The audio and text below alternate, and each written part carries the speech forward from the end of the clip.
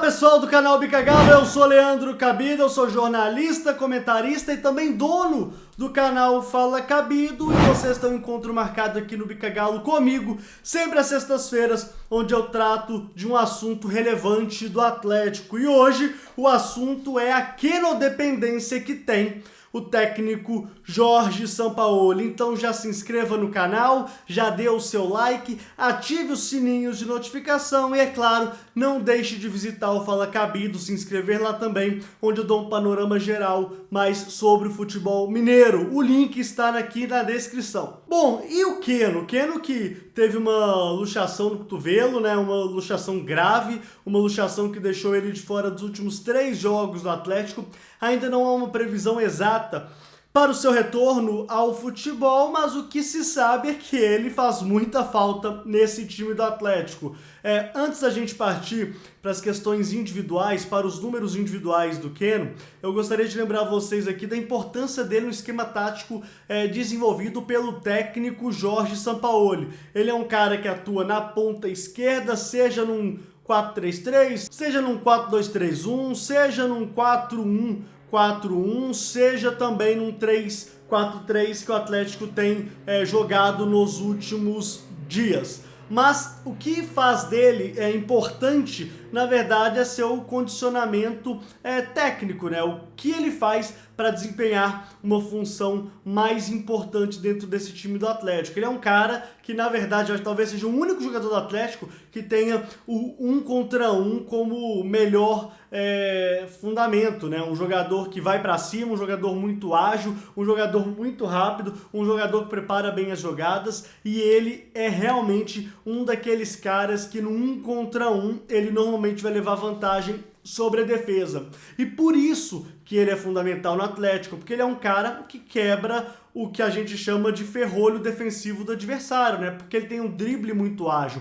E quando ele consegue fazer o drible, ele quebra a marcação do adversário. E isso o Atlético não tem conseguido fazer. Ele tem uma das melhores médias de dribles do Campeonato Brasileiro, de dribles também no Atlético. Então isso faz toda a diferença quando a gente faz uma análise de um jogador como é o Keno. E agora eu vou começar a traçar alguns números interessantes sobre esse atleta, já que ele é de fato um jogador que consegue entregar a efetividade necessária no setor ofensivo. Bom, para começar, a gente tem que falar que o Keno ele participa de 27% dos gols do Atlético, ou seja, a cada 4 gols do Atlético, pelo menos um sai de uma assistência ou sai de um gol dele. Ele tem 31 jogos pelo Atlético do Campeonato Brasileiro, fez 10 gols e deu 6 assistências. Então ele é um cara que de fato é muito efetivo para a equipe do Atlético. Quando o Atlético tem ele em campo, a sua chance de vencer é muito maior, já que das 4 partidas na qual ele não participou,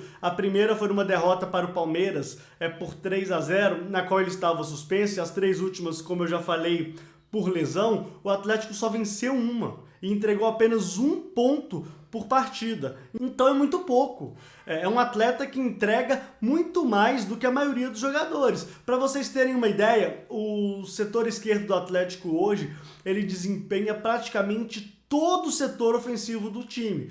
Por mais que o Savarino insista pelo lado direito, tenha participado em alguns momentos de maneira bastante razoável, o setor esquerdo que é o mais importante, porque é lá que tem o Keno, é porque é lá que tem o Guilherme Arana. Então a maioria das jogadas saem por aquele setor. Então é muito mais difícil quando você perde um membro dessa equipe e não consegue mais trabalhar de maneira fundamental para conseguir os resultados, né? O Atlético, ele é um time que trabalha com bastante intensidade, trabalha muito com a bola no pé. Como eu falei na última partida, inclusive eu fiz análise do pós-jogo diante da equipe do Fluminense lá no Fala Cabido, depois vocês deem uma olhada. O Atlético trocou mais de 650 passes e 90% deles tocando para o lado. 90% talvez até mais, tá? Então é muito complicado quando você não tem um jogador quebra-linha, quando você não tem um jogador 1 contra 1, quando você não tem um cara como o Keno, que talvez tenha sido a melhor contratação do Atlético junto com o Guilherme Arana. O Atlético vai ter que mexer um pouco mais na sua estratégia de jogo, porque quando você coloca o Vargas na ponta esquerda, que é o que vem fazendo o Jorge Sampaoli, o Atlético perde completamente a sua efetividade pelo lado esquerdo. Você perde o que é fundamental, né? Você perde a quebra de marcação. Então o Atlético hoje vive um momento muito delicado no Campeonato Brasileiro, precisa de vencer as 3 partidas restantes, torcer por uma série de tropeços de Flamengo e Internacional, e aliás, ainda tem o São Paulo no meio, mas não vamos chegar nesse ponto, para aí sim ser campeão brasileiro. Mas sem o Keno, eu considero essa tarefa ainda mais árdua, ainda mais difícil. O Atlético vai precisar mover montanhas se ele quiser ser campeão brasileiro, mas ainda está no páreo. Se vocês me perguntarem se eu acredito nisso, não acredito. Ainda mais com a análise que eu fiz para vocês agora, já que o Atlético não conta com seu principal jogador, pelo menos seu principal jogador de ataque. Ah, e só lembrando, o Atlético quando não tem o Keno jogando pela esquerda, e por exemplo, o Sampaoli já fez isso, eu já expliquei isso aqui no Notático, ele coloca o Arana até às vezes de ponta esquerda, para o Keno justamente jogar com ponta de lança.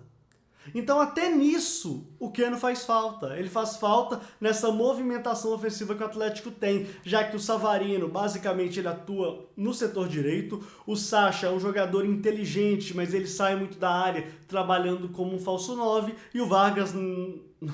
Puxa, o Vargas não sei nem o que ele está fazendo em campo. Então, o Atlético sente muita falta de um jogador como o Keno e isso atrapalha demais, ainda mais com a teimosia do Sampaoli insistir com o chileno naquele setor. Então é isso, Notático sempre às sextas-feiras aqui no canal Bica Galo, e também não deixe de se inscrever no canal Fala Cabido, onde eu explico também algumas situações interessantes aí do Atlético no Campeonato Brasileiro. Até a próxima!